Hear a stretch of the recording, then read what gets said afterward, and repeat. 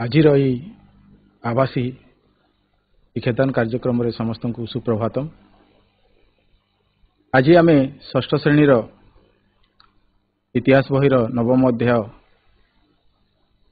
ଖ୍ରୀଷ୍ଟପୂର୍ବ 200 ଖ୍ରୀଷ୍ଟାବ୍ଦ 300 ଭିତରେ ଭାରତ ଏ ବିଷୟରେ ଆଜି ଆମେ ଆଲୋଚନା କରିବା। ତ ଆଲୋଚନା ପୂର୍ବରୁ ଆମେ ଟିକେ ଜାଣିନେବା ଯେ ତାର ଯେଉଁ ଅଷ୍ଟମ ଅଧ୍ୟାୟରେ ଯେଉଁ ମୌର୍ଯ୍ୟ ସାମ୍ରାଜ୍ୟର ଶେଷ ସମ୍ରାଟ ଥିଲେ ଅଶୋକ, ଏବଂ ଅଶୋକଙ୍କର ସମୟରେ ସେ ଏକ ବିରାଟ ସାମ୍ରାଜ୍ୟ ପ୍ରତିଷ୍ଠା କରିପାରିଥିଲେ ଏବଂ ଜଣେ ଦିଗ୍ବିଜୟୀ ସମ୍ରାଟ ହିସାବରେ ଭାରତବର୍ଷରେ ସେ ପରିଚିତ। କିନ୍ତୁ ଅଶୋକଙ୍କର ପରେ ତାଙ୍କର ଯେଉଁ ପରବର୍ତ୍ତୀ ଯେଉଁ ଶାସକ ଗୋଷ୍ଠୀ ଥିଲେ ସେମାନେ ବହୁତ ଦୁର୍ବଳ ଥିଲେ ଏବଂ ତାଙ୍କର ଦୁର୍ବଳତାର ସୁଯୋଗ ନେଇକି ତାଙ୍କର ଏହି ବିରାଟ ସାମ୍ରାଜ୍ୟକୁ ସେମାନେ ସଂରକ୍ଷଣ କରିପାରିଲେ ନାହିଁ, ତାକୁ ଠିକ୍ ହିସାବରେ ଶାସନ କରିପାରିଲେ ନାହିଁ, ଯାହାଫଳରେ କି ତାଙ୍କର ସାମ୍ରାଜ୍ୟ ଖଣ୍ଡ ବିଖଣ୍ଡିତ ହେଲା। ଏବଂ ଅଶୋକଙ୍କ ସମୟରେ ସେ ଅନେକ ଭାରତବର୍ଷ ଛଡ଼ା ଅନେକ ବିଦେଶୀ ଦେଶମାନ ବା ବିଦେଶର ଦେଶମାନଙ୍କ ସହିତ ସେ ବିଭିନ୍ନ ପ୍ରକାର ସମ୍ପର୍କ ସ୍ଥାପନ କରିଥିଲେ, ବାଣିଜ୍ୟ ବି କରୁଥିଲେ ଏବଂ ବୌଦ୍ଧ ଧର୍ମର ପ୍ରଚାର ପ୍ରସାର ଦୃଷ୍ଟିରୁ ସେ ବିଦେଶକୁ ବିଭିନ୍ନ ପ୍ରକାର ଧର୍ମଯାଜକ ମଧ୍ୟ ପଠାଇଥିଲେ ଏବଂ ବୌଦ୍ଧ ଧର୍ମର ପ୍ରଚାର ପ୍ରସାର କରିଦେବା ସଙ୍ଗେ ସଙ୍ଗେ ଅନେକ ବିଦେଶୀ ରାଜାମାନଙ୍କ ସହିତ ବା ବିଦେଶୀ ସାମ୍ରାଜ୍ୟ ସହିତ ତାଙ୍କର ବନ୍ଧୁତ୍ୱ ସ୍ଥାପନ ହୋଇଥିଲା ଏବଂ ବାଣିଜ୍ୟ ବ୍ୟବସାୟ କରୁଥିଲେ। ସେହି ଦୃଷ୍ଟିରୁ ଭାରତବର୍ଷ ସହିତ ବିଦେଶୀମାନଙ୍କର ସମ୍ପର୍କ ବଢ଼ିଥିଲା ଏବଂ ପରବର୍ତ୍ତୀ ସମୟରେ ଯାହା ଭାରତରେ ଘଟିଲା ସେ ବିଷୟରେ ଆଜି ଆମେ ଆଲୋଚନା କରିବା। ଆମର ଖ୍ରୀଷ୍ଟପୂର୍ବ 200 ଖ୍ରୀଷ୍ଟାବ୍ଦ 300 ଏଇ ଯେଉଁ 500 ଭିତରେ ଭାରତରେ ଯେଉଁ ପ୍ରକାର ସ୍ଥିତି ହେଇଥିଲା, କେଉଁ କେଉଁ ରାଜା ମହାରାଜ ମାନେ ଆମର ଏଠି ଶାସନ କରିଥିଲେ ସେ ବିଷୟରେ ଆଜି ଆମେ ଆଲୋଚନା କରିବା। ତାହେଲେ ଏବେ ଆମେ ଆଲୋଚନା ଆଡ଼କୁ ଯିବା। ତ ଆଜିର ଯେଉଁ ବିଷୟ ଅଛି ମାନେ ଭାରତରେ ଖ୍ରୀଷ୍ଟପୂର୍ବ 200 ଖ୍ରୀଷ୍ଟାବ୍ଦ 300 ମଧ୍ୟରେ ଭାରତ ଆମର ଇତିହାସ ବହିର ନବମ ଅଧ୍ୟାୟର ଏ ବିଷୟ ଅଛି। ତ ପ୍ରଥମେ ଜାଣିବା ଭାରତୀୟ ବା ଭାରତରେ ଆମର ଗ୍ରୀକ ମାନଙ୍କର ଶାସନ। ଖ୍ରୀଷ୍ଟପୂର୍ବ 2ୟ ଶତାବ୍ଦୀର ଉତ୍ତର ପଶ୍ଚିମ ଭାରତକୁ ଏକାଧିକ ବୈଦେଶିକ ଜାତି ଆକ୍ରମଣ କରି ଆମର ଆକ୍ରମଣ କରିଥିଲେ। ଅର୍ଥାତ୍ ଆମେ ଜାଣିଥିବା ଯେ ଭାରତର ଉତ୍ତର ପଟେ ବିଶାଳ ହିମାଳୟ ପର୍ବତ ଅଛି, ତାକୁ ଅତିକ୍ରମ କରିକି ବିଦେଶୀ ମାନେ ଆସିବାର ସହଜ ନଥିଲା ଏବଂ ତିନି ପଟେ ଯେହେତୁ ସମୁଦ୍ର ଅଛି ଆଉ ସେପଟୁ ମଧ୍ୟ ଆସିବାର ସହଜ ନଥିଲା, ତେଣୁ ପଶ୍ଚିମ ପଟକୁ ଭାରତକୁ ମାନେ ଆଫଗାନିସ୍ତାନ ଦେଇକି ହିନ୍ଦୁକୁଶ ପର୍ବତ ଦେଇକି ଅନେକ ବିଦେଶୀ ଜାତି ଆମର ଆକ୍ରମଣ କରିଥିଲେ। ଏହି ଆକ୍ରମଣକାରୀଙ୍କ ମଧ୍ୟରେ ମାନେ ଆମର ଉତ୍ତର ଆଫଗାନିସ୍ତାନର ଆମୁଦରିଆ ନଦୀର ଦକ୍ଷିଣରେ ଅବସ୍ଥିତ ବ୍ୟାକ୍ଟ୍ରିଆ ରାଜ୍ୟରେ ଶାସନ କରୁଥିବା ଗ୍ରୀକ ମାନେ ପ୍ରଥମେ ହିନ୍ଦୁକୁଶ ପର୍ବତ ଅତିକ୍ରମଣ କରିଥିଲେ। ଅର୍ଥାତ୍ ଆମେ ଜାଣିଥିବା ଆଫଗାନିସ୍ତାନରେ ଯେହେତୁ ଭାରତବର୍ଷ ଆଫଗାନିସ୍ତାନଠୁ ନେଇକି ଆମର ବର୍ତ୍ତମାନର ଯେଉଁ ମିଆଁମାର, ଯେଉଁଟାକି ଆଗକୁ ବ୍ରହ୍ମଦେଶ କୁହାଯାଉଥିଲା, ଏଇ ବିଶାଳ ଦେଶ ଥିଲା, ଯେଉଁଟାକି ମାନେ ଯଦି ଆମେ ଭାରତ ମାନଚିତ୍ରକୁ ଦେଖିବା ଅତୀତର, ତାହେଲେ ଆଫଗାନିସ୍ତାନ, ପାକିସ୍ତାନ, ଯେଉଁ ନେପାଳ, ତିବ୍ବତ, ବାଂଲାଦେଶ, ଯେଉଁ ଏବେ ମିଆଁମାର କହୁଛୁ, ଶ୍ରୀଲଙ୍କା, ନେପାଳ, ଏସବୁ ଭୁଟାନ ଏସବୁ ମିଶିକିରି ଗୋଟେ ବିରାଟ ଭାରତବର୍ଷ ଥିଲା। କିନ୍ତୁ ପରବର୍ତ୍ତୀ ସମୟରେ ତାହା ଖଣ୍ଡ ବିଖଣ୍ଡିତ ହୋଇ ଆଜି ଆମେ ଏହି ସ୍ଥିତିରେ ପହଞ୍ଚିଛୁ। ତ ଏହି ଆକ୍ରମଣକାରୀମାନେ ଯେହେତୁ ପଶ୍ଚିମ ପଟୁ ଆସୁଥିଲେ ଏବଂ ପ୍ରଥମ କରିକି ମାନେ ଆଫଗାନିସ୍ତାନର ଯେଉଁ ଆମୁଦରିଆ ନଦୀର ଦକ୍ଷିଣରେ ଅବସ୍ଥିତ ବ୍ୟାକ୍ଟ୍ରିଆ ରାଜ୍ୟର ଶାସନ କରୁଥିବା ଗ୍ରୀକ ମାନେ ପ୍ରଥମେ ହିନ୍ଦୁକୁଶ ପର୍ବତ ଅତିକ୍ରମଣ କରିଥିଲେ। ଯେଉଁ ହିନ୍ଦୁକୁଶ ପର୍ବତ ଅଛି ବର୍ତ୍ତମାନ ଯେଉଁଟା ଆଫଗାନିସ୍ତାନ ଅଛି, ସେ ପର୍ବତ ଦେଇକି ସେମାନେ ଆସିଥିଲେ। ତାପରେ ସେହି ସମୟରେ କ'ଣ ହେଇଥିଲା, ଶକ ଜାତିର ଲୋକମାନେ ପ୍ରବଳ ଚାପ ଯୋଗୁଁ ଏହି ଅଞ୍ଚଳର ଶାସକମାନେ ପରବର୍ତ୍ତୀ ସମୟରେ ଶାସନ କାର୍ଯ୍ୟ ଚଳାଇ ପାରିନଥିଲେ। ଯେହେତୁ ମାନେ ଶକମାନେ ପୂର୍ବରୁ ଭାରତବର୍ଷ ଶାସନ କରୁଥିଲେ, ତ ଗ୍ରୀକ ମାନେ ଯେତେବେଳେ ଆସିଲେ ଶକମାନେ ତାଙ୍କର ପ୍ରତିରୋଧ କରିଥିଲେ, ଫଳରେ ସେମାନେ ଠିକ ଭାବରେ ମାନେ ଶାସନ କାର୍ଯ୍ୟ ତାଙ୍କର ଚଳାଇ ପାରିନଥିଲେ। ତ ଭାରତୀୟ ଗ୍ରୀକ ମାନେ ଭାରତରେ ଅନେକ ଗୁଡ଼ିଏ ସେହି ସମୟରେ ମୁଦ୍ରା ପ୍ରଚଳନ କରିଥିଲେ ଏବଂ ଗ୍ରୀକ ଶାସନକର୍ତ୍ତାମାନଙ୍କ ମଧ୍ୟରେ ମେନେଣ୍ଟର, ଯିଏକି ଖ୍ରୀଷ୍ଟପୂର୍ବ 165 रु 145 मध्य से माने मुख्य शासक थिले तापरे केतेक तांकु मिलिंद बोली मध्य कहथांती माने तांकर मेनेंटर को माने केतेक तांकर अन्य नारी भी कहउतले आ तांकु मिलिंद बोली कहिथांती से तांकर राजधानी जोड़ा कि साकळ वर्तमान पश्चिम पंजाब रो सियालकोट जोड़ा पाकिस्तान रे अछि पूर्व पंजाब को दिभा कराला 1947 मसीह रे तो सही समय रे माने पश्चिम पटे पाकिस्तान पटे रहिला जोड़ा कि साकळ नामक स्थान को से तांकर राजधानी करथिले जहा कि वर्तमान सियालकोट नाम रे परिचित तापरे मेनेंडर पचारथिबा तांकर समय जो आलोचना एवं तर्क सभा होतिला से पचारथिबा प्रश्न और नागार्जुन देइथिबा उत्तर मिलिंद पनह नामक ग्रंथ रे लिपिबद्ध हेइछि ताक भितरे जो आलोचना हेइतिला माने उत्तर प्रश्न उत्तर आदान प्रदान हेइतिला ताकू के लिखिथिले ना नागार्जुन देइथिबा उत्तर ताकू लिपिबद्ध कराइछि एवं मिलिंद पनह नामक ग्रंथ रे ताहा रचित हेइछि तापरे आमे आसीबा शक मानकर शासन जेहेतु भारतवर्ष को अनेक विदेशी माने आक्रमण करथिले मुगल पठान शक हुन तातार माने दिनमार इंग्रेज फरासी पोर्तुगीज एमती अनेक प्रकार विदेशी शासक आसिकी माने विदेशी माने आक्रमण करके हमर एठी शासक साइथिले तो सेही बळा शक माने मध्ये हमर एठी शासन करथिले तो भारतीय ग्रीक मानक मध्य रे उत्तर पश्चिम भारत रे शक माने हमर शासन करथिले भारत रो जो उत्तर पश्चिम भाग रे से माने उत्तर पश्चिम माने आज दिन रे जदि देखिबा से पुरातन जदि मानचित्र को आमे मने पकेबा ताहेले पाकिस्तान अफगानिस्तान एवं हमर भारत रो जो एबेर मानचित्र अनुसार पश्चिम भारत रे से माने शासन बा शासन करथिले से माने तो ग्रीक मानक अपेक्षा शक माने भारत रे अधिक अंचल रे निजर शासन प्रतिष्ठा करथिले ग्रीक माने जेतु ग्रीक मानक अपेक्षा शक माने भारत रे अधिक अंचल रे निजर शासन प्रतिष्ठा करथिले शक माने मंगोलिया मानकर एक शाखा थिले एठी माने मंगोल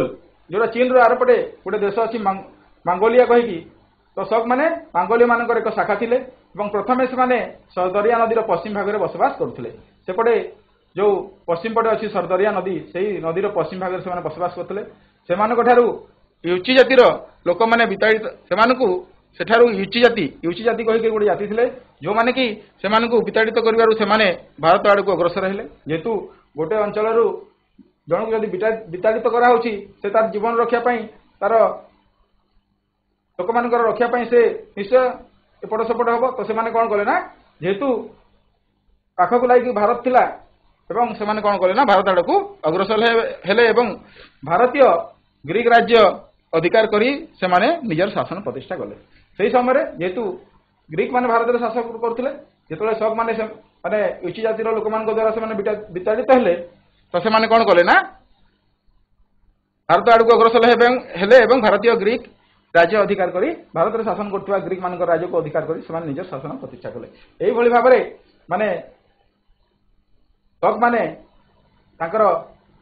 साम्राज्य विस्तार कले एवं भारत रे शासन कले तो शक माने जेतबे आसिले भारत को से माने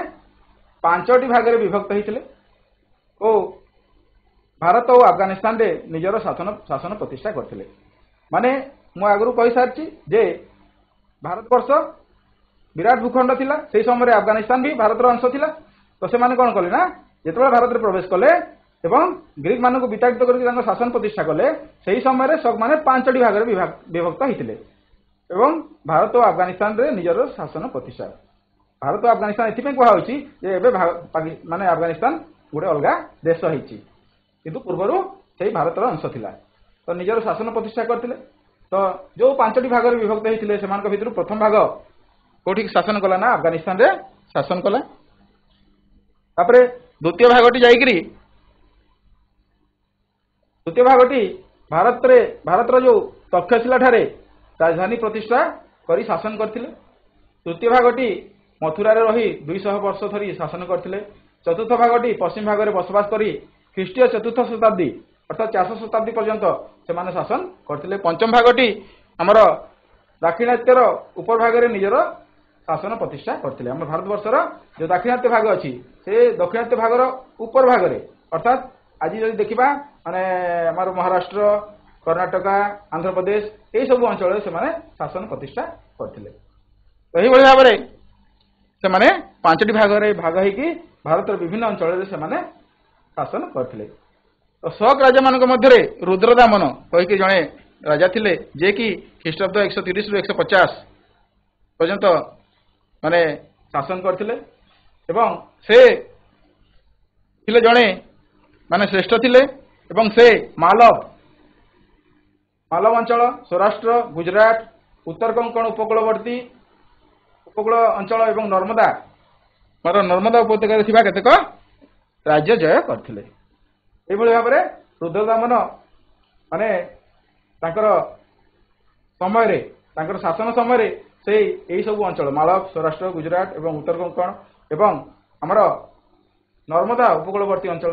ଥିବା ରାଜ୍ୟ ଗୁଡ଼ାକ ଜୟ କରିକି ନିଜ ରାଜ୍ୟରେ ମିଶାଇକି ଏକ ବିରାଟ ସାମ୍ରାଜ୍ୟ ପ୍ରତିଷ୍ଠା କରିଥିଲେ। ଶକମାନଙ୍କର ଶାସନ କି ଭାରତୀୟ ଗ୍ରୀକ ମାନଙ୍କ ଉପରେ ଉତ୍ତର ପଶ୍ଚିମ ଭାରତରେ ଶକ ମାନେ ଶାସନ କରୁଥିଲେ। ମାନେ ଭାରତୀୟ ଗ୍ରୀକ ମାନଙ୍କ ଉପରେ ଯେଉଁ ଗ୍ରୀକ ମାନେ ଆସିକି ଭାରତରେ ଅବସ୍ଥାନ କରିଥିଲେ ଏବଂ ସେମାନେ ସେଇ ଭାରତରେ ରହିଥିବା କାରଣରୁ ଭାରତୀୟ ହେଇଯାଇଥିଲେ। ଭାରତୀୟ ଗ୍ରୀକ ମାନଙ୍କ ଉପରେ ଉତ୍ତର ପଶ୍ଚିମ ଭାରତରେ ଶକ ମାନେ ଶାସନ କରିଥିଲେ। ଶକ ମାନଙ୍କ ପରେ ଆମର ଭାରତରେ କୁଷାଣ ମାନଙ୍କ ରାଜତ୍ୱ ଚାଲିଥିଲା ସେହି ସମୟରେ। ତ ଖ୍ରୀଷ୍ଟ ଜନ୍ମର ପୂର୍ବବର୍ତ୍ତୀ 200 ବର୍ଷ ଅର୍ଥାତ୍ ଖ୍ରୀଷ୍ଟପୂର୍ବ 200ରୁ ଆରମ୍ଭ ହେଇକି ସେହି ପର୍ଯ୍ୟନ୍ତ ଆମର 200 ବର୍ଷ ମଧ୍ୟରେ ପଶ୍ଚିମ ଏସିଆ ଭୂଖଣ୍ଡକୁ ବିଭିନ୍ନ ଜାତିର ଲୋକମାନେ ଆସିଥିଲେ। ମାନେ ମୁଁ ଆଗରୁ କହିଛି ଯେ ଭାରତରେ କେବଳ ଗୋଟିଏ ବିଦେଶୀ ଶାସକ ବା ବିଦେଶୀ ମାନେ ଆସିନାହାନ୍ତି, ଏଠି ଅନେକ ବିଦେଶୀ ବିଭିନ୍ନ ସମୟରେ ଭାରତକୁ ଆସିଛନ୍ତି ଏବଂ ମାନେ ମୁଖ୍ୟତଃ ଆମର ଯେଉଁ ଏସିଆ ମହାଦେଶ ଅଛି ସେ ଏସିଆ ମହାଦେଶର ବିଭିନ୍ନ ଜାତିର ଲୋକମାନେ ଆସିଥିଲେ ବିଭିନ୍ନ ଅଞ୍ଚଳରୁ। ସେମାନଙ୍କ ଭିତରେ ଯେଉଁ ମୁଖ୍ୟ ଏହି ସମୟରେ ଆସିଥିଲେ ଖ୍ରୀଷ୍ଟପୂର୍ବ 200ରୁ ଖ୍ରୀଷ୍ଟାବ୍ଦ 300 ଭିତରେ, ସେମାନଙ୍କ ଭିତରେ ହେଲେ ଶକ, ପଲ୍ଲବ ଓ ୟୁଚି ପ୍ରଧାନ। ଏମାନେ ହିଁ ଯେଉଁ ପ୍ରଧାନ ବିଦେଶୀ ଯେଉଁମାନେ କି ଏସିଆର ବିଭିନ୍ନ ଭୂଖଣ୍ଡରୁ ଭାରତବର୍ଷକୁ ଆସିଥିଲେ। ଏହି ଜାତିମାନଙ୍କ ମଧ୍ୟରେ ୟୁଚି ଜାତି 5 ଗୋଷ୍ଠୀରେ ବିଭକ୍ତ ହୋଇଥିଲେ ଏବଂ ଏମାନଙ୍କର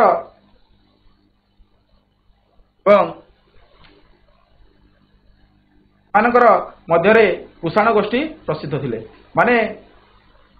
ଯେଉଁମାନେ ଆସିଥିଲେ ୟୁଚି ଜାତିର 5 ଗୋଷ୍ଠୀ, ଯେଉଁ ୟୁଚି ମାନେ ଆସିଥିଲେ ଏବଂ 5 ଗୋଷ୍ଠୀରେ ବିଭକ୍ତ ହୋଇଥିଲେ ଏବଂ ସେମାନଙ୍କ ମଧ୍ୟରେ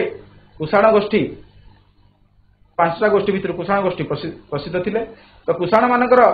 ଉତ୍ପତ୍ତି ବିଷୟରେ ଆମର ଚୀନ ଭାଷାରେ ଲିଖିତ ପ୍ରାଚୀନ ଗ୍ରନ୍ଥମାନଙ୍କରୁ ଅନେକ ତଥ୍ୟ ମିଳିଥାଏ। ଏହି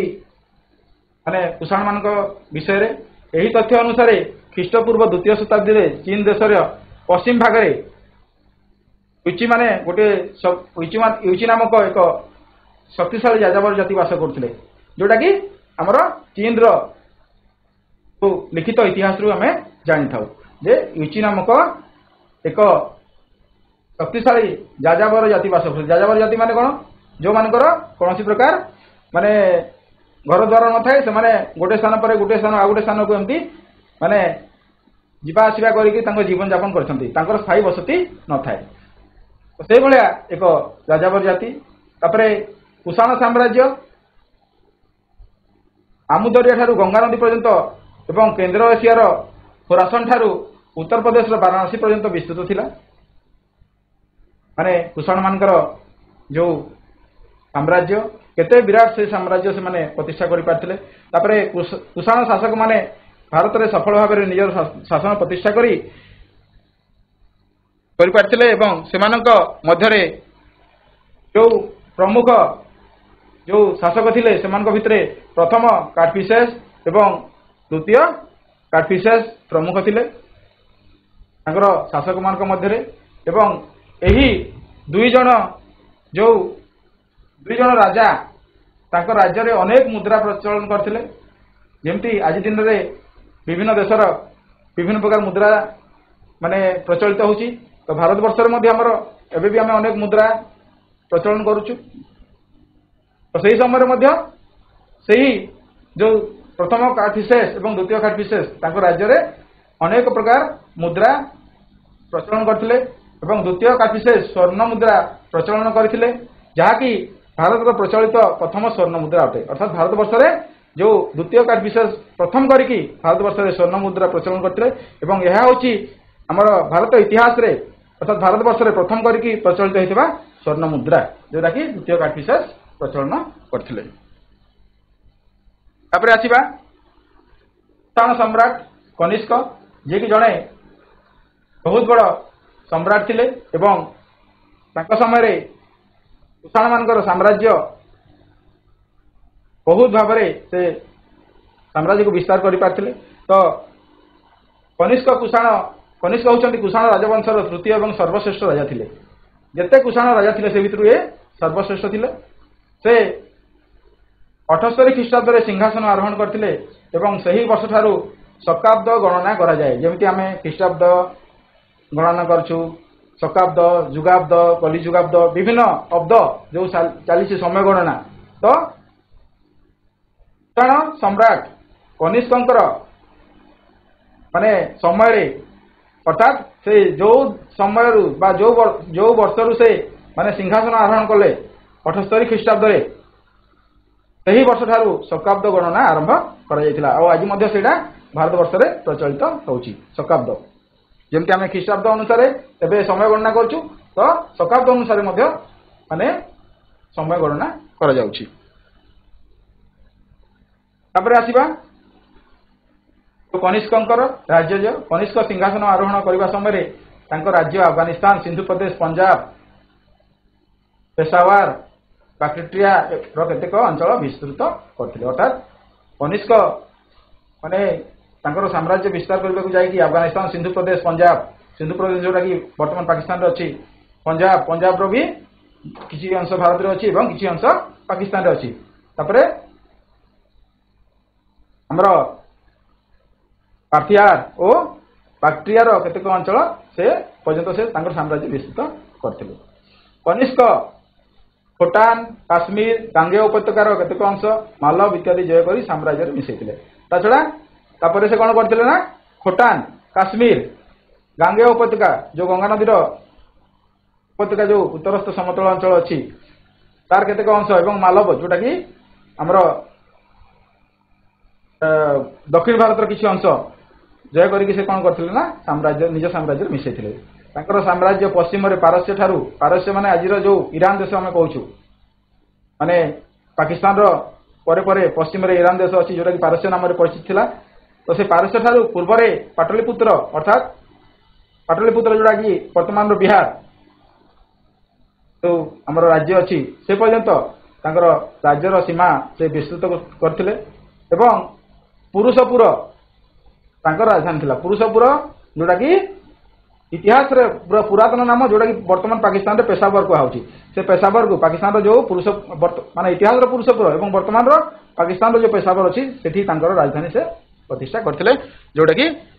एठी हमरो हम देखिबा को पाइबा एठी तापरे आसीबा कनिष्कंकर धर्म ग्रहण कनिष्क जेतु कनिष्कंकर अशोक शंकर द्वारा प्रभावित होई कनिष्क अशोक शंकर द्वारा प्रभावित होई बौद्ध धर्म ग्रहण करथिले हमरो भारत वर्ष रे अनेक धर्मर उत्पत्ति हेछि बौद्ध जैन सिख एमिति अनेक गुडे धर्म एठी माने उत्पत्ति हेछि धर्म एवं बौद्ध धर्म से भितर गुटे मुख्य धर्म जोटा कि अशोक शंकर द्वारा कनिष्क प्रभावित होई बौद्ध धर्म ग्रहण करथिले एवं बौद्ध धर्मर प्रचार और प्रसार पई अनेक कार्य करथिले तांको समय रे जेतु से बौद्ध धर्म ग्रहण करथिले एवं तांकर राजा हिसाब रे कर्तव्य जे बौद्ध धर्मर केमति प्रचार प्रसार हो से अनेक कार्य करथिले एवं अनेक स्तूप और बौद्ध विहार निर्माण करथिले अनेक स्तूप इतिहास बहि हम पढिथिबा बा जानिछु भी अनेक स्तूप एवं बौद्ध विहार गुडा जोटा कि हमर माने भारत वर्ष अछि से सब से समय रे निर्माण करथिले सेतबेला को बौद्ध धर्मर माने बौद्ध धर्म दुई भाग रे विभक्त हेतिला गुटे हीनजान गुटे महाजान एमती माने बौद्ध धर्म दुई भाग रे विभक्त हेतिला तो कनिष्क से दुई भाग रे जो विभक्त हेतिला हीनजान एवं महाजान से भितरु से महाजन माने गोष्ठी रे थिले एवं कनिष्क महाजन बौद्ध धर्म पृष्ठपोषकता करथिले अर्थात महाजन जो गोष्ठी थिला महाजन बौद्ध धर्म जो हीनजान महाजन महाजन गोष्ठी से पृष्ठपोषकता साजिथिले एवं तारी उन्नति पे से अनेक कार्य करथिले तारी विस्तार दृष्टि तो कनिष्क चतुर्थ बौद्ध सम्मेलन आहूत करथिले अर्थात तांको समय चतुर्थ थर पई से विराट बौद्ध सम्मेलन अनुष्ठित कराइथिले एवं एही सम्मेलन रे बौद्ध पंडित माने कोन करथिला बौद्ध धर्म गुडी को अनुध्यान करी एवं ताकू से माने कोन करथिले अनुध्यान करी करला परे से ताकू व्याख्या करथिले एवं से व्याख्या गुडी को महाविभाष नाम रे परिचित माने सेही सम्मेलन रे जो बौद्ध पंडित मान को डकै कि से माने तार व्याख्या करथिले एवं से व्याख्या गुडी को माने महाविभाष नाम रे परिचित होइथिला तापरे आसीबा कनिष्कंकर द्वारा प्रचलित मुद्रा जेतु जड़े महान राजा थिले तांको समय अनेक कार्य से करि जायछंती आ जोटा कि हमर ए 500 वर्ष तो इतिहास रे से जड़े प्रमुख शासक थिले तो कनिष्क अनेक मुद्रा प्रचलन करथिले से मुद्रा गुडी विभिन्न ग्रीक और भारतीय देवादेवी मूर्ति थिबारु से अन्य धर्म प्रति सहनशील थिले बोली जणा जाय अर्थात जेहेतु कनिष्क से समय शासक थिले एवं तांकर जो मुद्रा प्रचलित थिला से मुद्रा गुडी साधारणतः ग्रीक और भारतीय देवादेवी मूर्ति थिबारु से अन्य धर्म प्रति अर्थात ग्रीक गुडे ग्रीक सभ्यता अलग तांकर धर्म तांकर रीति नीति संस्कृति अलग जेहेतु ग्रीक मान भारत में अनेक दिन धरिक शासन करथिले एवं तांकर मध्य किसी देवादेवी मूर्ति तांकर जो मुद्रा रे से स्थान देइथिले एथिरु हम माने जानि परिबा जे से केवल बौद्ध धर्म पृष्ठपोषक नथिले अन्य धर्म प्रति मध्य से सम्मान दउथिले अन्य धर्म को मध्य से कहि पारुथिले अर्थात अन्य धर्म प्रति तांको मन भितरे कोनोसी प्रकार वितृष्णा नथिला से समस्त धर्म को समान भाव में रखुथिले तापरे कनिष्कंक द्वारा हितवा जो मुख्य कार्य कनिष्क निजर साम्राज्य रे वाणिज्य वृद्धि पई उद्यम करथिले जेतु गोटे देश को समृद्ध करबा को हेले वाणिज्यर उन्नति निहाती करबा दरकार जो देश वाणिज्य जेते आकु बा वाणिज्य तार कार्य बा वाणिज्य व्यवसाय जिते तार अधिक हम से देश से उन्नति कर तेणु से दृष्टि कनिष्क कौन करते निज साम्राज्य में वाणिज्य वृद्धि से अनेक प्रकार उद्यम करते खाली भारत वर्ष नुह से चीन और रोम सह माने चीन आमर उत्तर में अच्छी चीन देश एवं रोम जोटा कि इटाली देश अच्छी चीन और रोम सह साम्राज्यर संपर्क बढ़ी से साम्राज्य संपर्क बढ़िया संगे संगे सहित वाणिज्यिक संपर्क से स्थापन करते तो कनिष्क तो शिष्य मान देहावशेष संरक्षण अनेक गुड़े स्तूप मान निर्माण करते माने बौद्ध धर्म जो माने महान जो प्रचारक मान थिले महान ज्ञानी गुणी लोक थिले देहावशेष परे बा देहांत होला परे देहावशेष को संरक्षण करने अर्थात मृतदेह को संरक्षित रखापी से अनेक प्रकार स्तूप मान निर्माण करते आज दिन में आमर प्रत्येक जगह होची माने महात्मा गांधी जो देहावशेष जो माने दाह कराई समाधि तैयारी एमती अनेक इतिहास पृष्ठ को जीवा अनेक लोक मानकर समाधि सब तैयारी तो से समय कनिष्क कौन करते ना विशेष करके बुद्ध एवं तांकर शिष्य मान देहावशेष संरक्षण अनेक स्तूप निर्माण करथिले से समय तापरे तांकर राजसभा रे चरक अशोक नागार्जुन आदि पंडित माने स्थान पाइथिले अर्थात तांकर जो राजसभा बसुथिला से राजसभा रे चरक अशोक नागार्जुन भलिया जो महान पंडित मान को से स्थानित करथिले एवं तांकर परामर्श मध्ये से ग्रहण करथिले एवं तांकर राज्यर जो भल मंद आलोचना होतिला सेथिरे मध्ये से माने भाग नउथिले तापरे कनिष्कंक समय रे संस्कृत भाषा रे अनेक ग्रंथ रचित होता जेहेतु संस्कृत हूँ भारतर मूल भाषा संस्कृत सबू भाषार जननी तो से समय कौन करते ना कनिष्क संस्कृत भाषा रे अनेक ग्रंथ रचना कराइथिले समय अनेक ग्रंथ रचित होता प्रचेषा गांधार कलार विकास घटी जोटा कि गांधार बोले आम जानी गांधारी माँ घर गांधार माने गांधार जोटा कि माने अफगानिस्तान कहुच्छी तो से गांधार कला गांधार अफगानिस्तान जो कला संस्कृति विकास घटे जहाँ कि गांधार कला कह तापर मथुरा कनिष्कंकर एक मस्तक विहीन मूर्ति मिली ये आम देखा पाइबा आम बही भी अच्छी एमती गोटे माने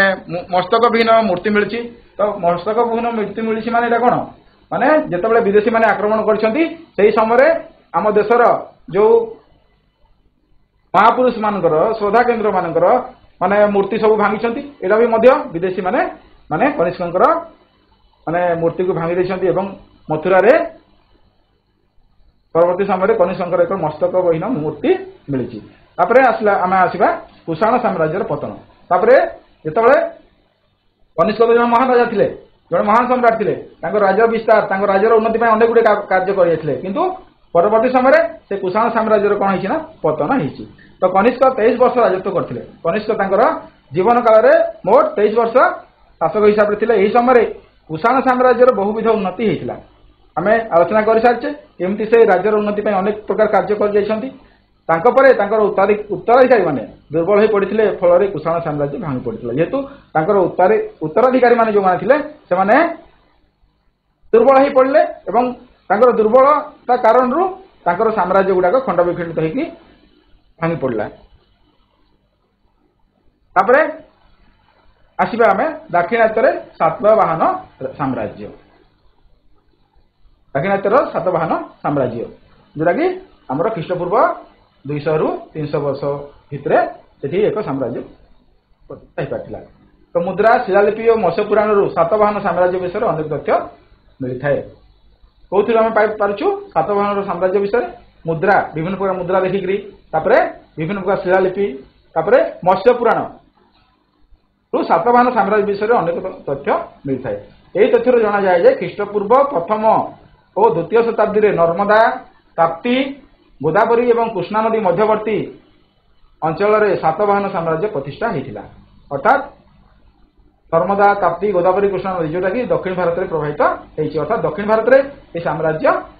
प्रतिष्ठा होता यह साम्राज्य पूर्व में बंगोपसागर ठारू पश्चिम अरब सागर पर्यंत विस्तृत था अर्थात भारतवर्षर पूर्व अरब माने बंगोपसागर अच्छी और पश्चिम अरब सागर अच्छी और दक्षिण भारत पूरा समस्त भूभाग माने सातवाहन साम्राज्य अंतर्भुक्त था तो सातवाहन साम्राज्य राजधानी नाम था प्रतिष्ठान जो साम्राज्य राजधानी जमी आम भारत राजधानी दिल्ली तो जो साम्राज्य थिला से साम्राज्य राजधानी थिला हमर प्रतिष्ठान यह महाराष्ट्र पैठान नाम परिचित बर्तमान जोटा कि महाराष्ट्र अच्छी और पैठान नाम परिचित तापर पुराण रे सातवाहन मानू आंध्र कहुच्छी ना अनुसार आंध्र प्रदेश जेहेतु दक्षिण भारत में से शासन करते तो पुराण अनुजाई सातवाहन वंशर प्रतिष्ठा थे सिमुक से शुंगकान्न शासन अवसान घटे यही वंशर प्राधान्य माने यही वंशर माने साम्राज्य प्रतिष्ठा साम्राज्य स्थापन करते भाई कृष्ण थे यही वंशर परवर्ती शासक यही वंशर द्वितीय राजा सातकर्णी मालव जय करी यही विजयर स्मारकी स्वरूप अश्वमेध यज्ञ करते आगु आम महाभारत रामायण पढ़ुआ विभिन्न प्रकार समय अश्वमेध यज्ञ करा हुए तो सातकर्णी मृत्यु पर राणी दुई जन नाबालक पुत्र मानकर अभिभावक होगी कौन कले ना किसी दिन शासन कार्य चलते जेहेतु सातकर्णी विजय स्मारक स्वरूप अश्वमेध यज्ञ करते अश्वमेध यज्ञ कारण ये सब अच्छी आम जानी पुराण तो सातकर्णी मृत्यु होगा राणी दुई जन नाबालक थे नाबालक साबालक आम जानूँ आम भारत वर्ष में 18 वर्ष रु अधिक आम साबालक कहूँ 18 वर्ष रु कम है नाबालक कहूँ से समय माने छोट दुईटा जो बालक थे से अभिभावक रूपे किसी दिन शासन कार्य चलते राणी सातकर्णी राणी तापर सातवाहन मानकर शासन प्रणाली राजा समस्त जो शासन राजा समस्त क्षमतार अधिकारी थे साम्राज्य को केतोटी प्रदेश प्रदेश गुड़िक जनपद में भाग कर सातवाहन साम्राज्य मध्य एशिया और रोम साम्राज्य सहित वाणिज्य कारबार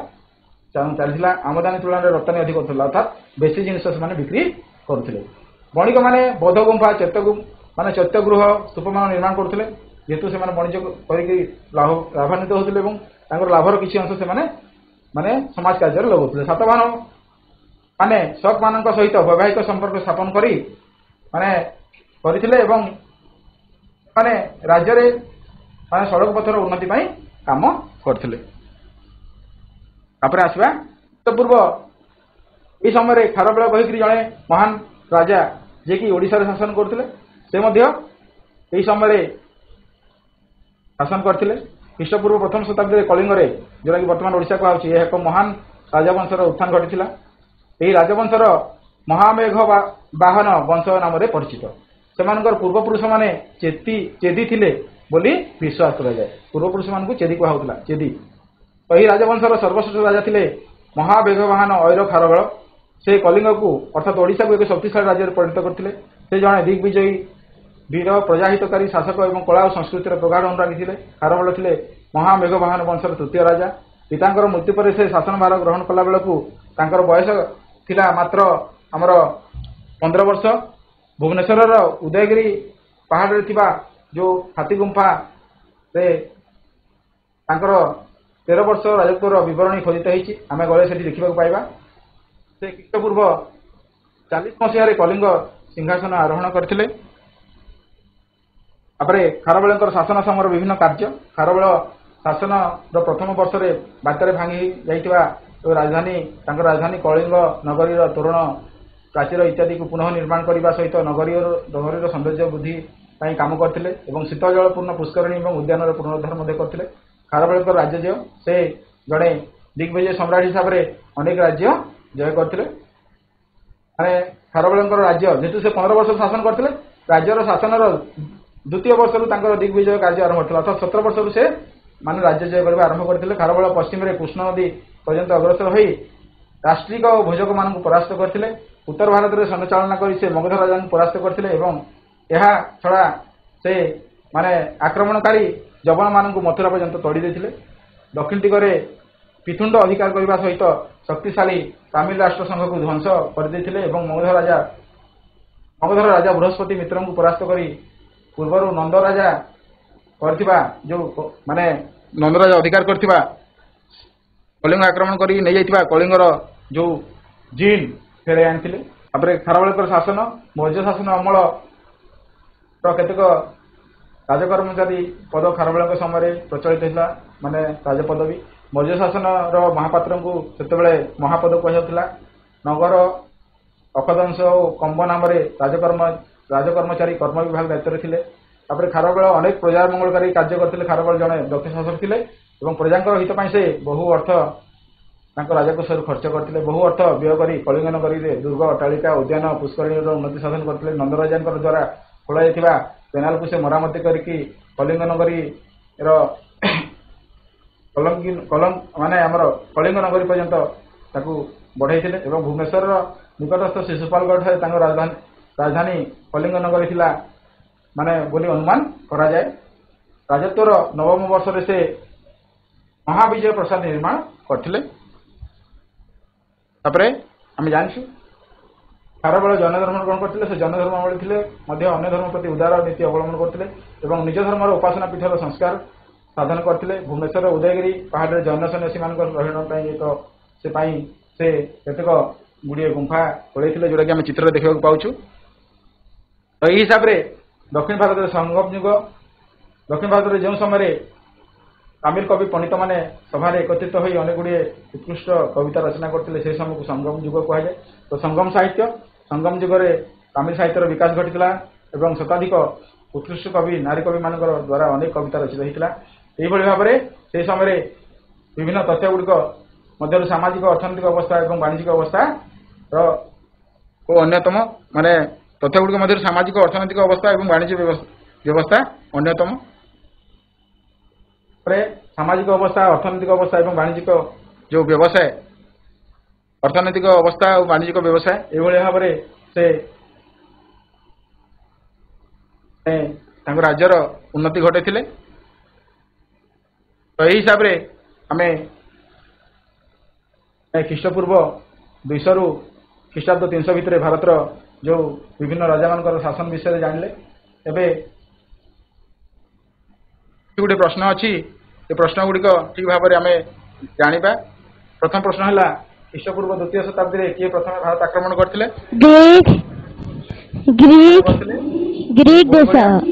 ग्रीक बहुत बहुत बहुत धन्यवाद महासागर लोक थे बहुत सुंदर क्यों माने मांगोलिय शाखार लोक थिले शक माने किए भारत में प्रथम स्वर्ण मुद्रा प्रचलन करथिले कहबा द्वितीय कार्टिसेस हाँ शक माने बहुत बढ़िया ग नंबर उत्तर है किए भारत में प्रथम स्वर्ण मुद्रा प्रचलन करथिले क्या कार्टिसेस खारबेल राजत्व द्वितीय काडम्फिसेस बहुत सुंदर उत्तर खारबेल राजत्वर केउ वर्ष रे महाविजय प्रसाद निर्माण करथिले एबे हमें आलोचना करछु नवम वर्ष रे केउ युग को तमिल साहित्यर सुवर्ण युग कहा जाए नवम युग को कहा जाए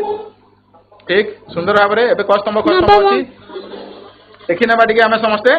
परिवार ज्ञानी लोक थिले आमुदरिया गोटे नदीर ना युची जाजाबर माने शक एक मांगोलिय शाखा नागार्जुन बौद्ध पंडित नगर अखदंश राज कर्मचारी तापरे एठी किसी गृह कार्य देला बहिरे थिबा अभ्यास प्रश्न गुडी को माने तर अभ्यास कार्य को करिबा एवं प्रश्न उत्तर खाता को निजर शिक्षक शिक्षयित्री मान को देखेबा तो आज शिक्षादान को एठी हम समाप्त करछे समस्त को बहुत बहुत धन्यवाद।